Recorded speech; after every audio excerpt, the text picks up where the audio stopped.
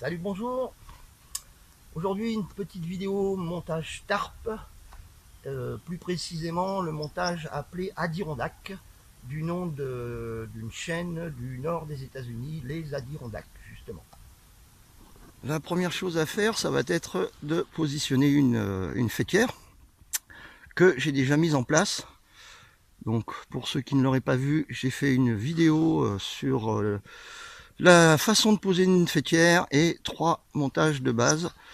Vous pouvez la retrouver soit dans le lien qui va apparaître au-dessus ou dans la description ci-dessous. Alors, la première chose à faire, ça va être de positionner sa tarpe dans la diagonale, non pas dans le...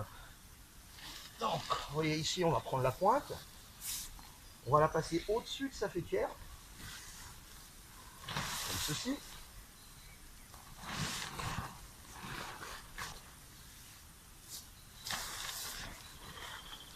De façon à avoir une pointe ici. Ensuite, on va prendre donc le deuxième point d'ancrage à partir de la pointe et à l'aide d'un prusique,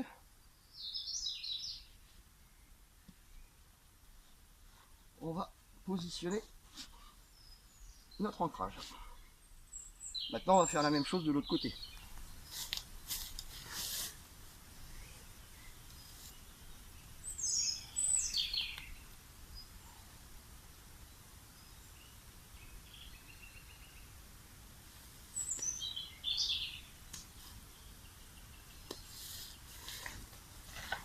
Voilà, on peut déjà voir la forme du montage qui se dessine. Et tout à l'heure, on va pouvoir se fabriquer un petit auvent avec la pointe. Allez, maintenant on va passer à l'arrière de la tarpe. Voilà, donc ici, on voit qu'on a également le triangle. Ce que l'on va faire, on va prendre une fois de plus le deuxième point d'ancrage à partir de la pointe et venir le fixer au sol comme ceci.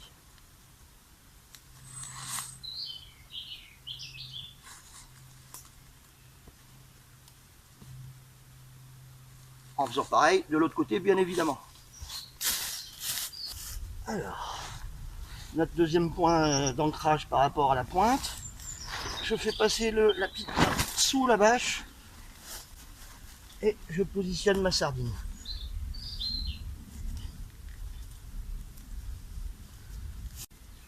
Une fois qu'on a fait ça, on commence à voir la forme de l'abri. Il y a 2 murs qui se sont créés en fait, un de chaque côté. On va planter une sardine. Ensuite, celui-ci nous servira de auvent. Et on ira derrière donner du volume.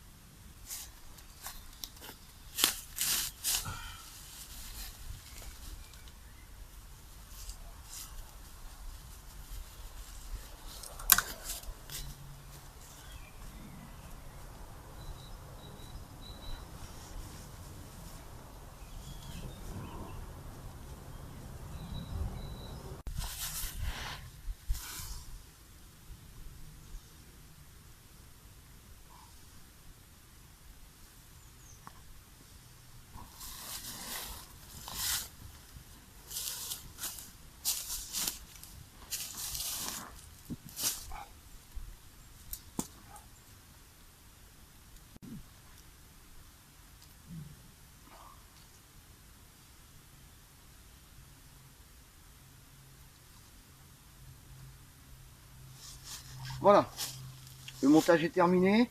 Quelques petits réajustements pour tendre un petit peu tout ça. Et voilà.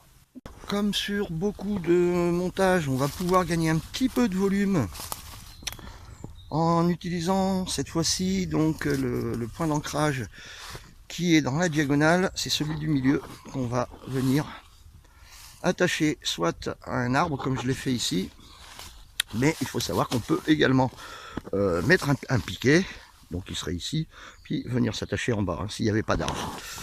Et voilà, de derrière, on voit que ça forme une espèce de losange. Et c'est vraiment très très sympa.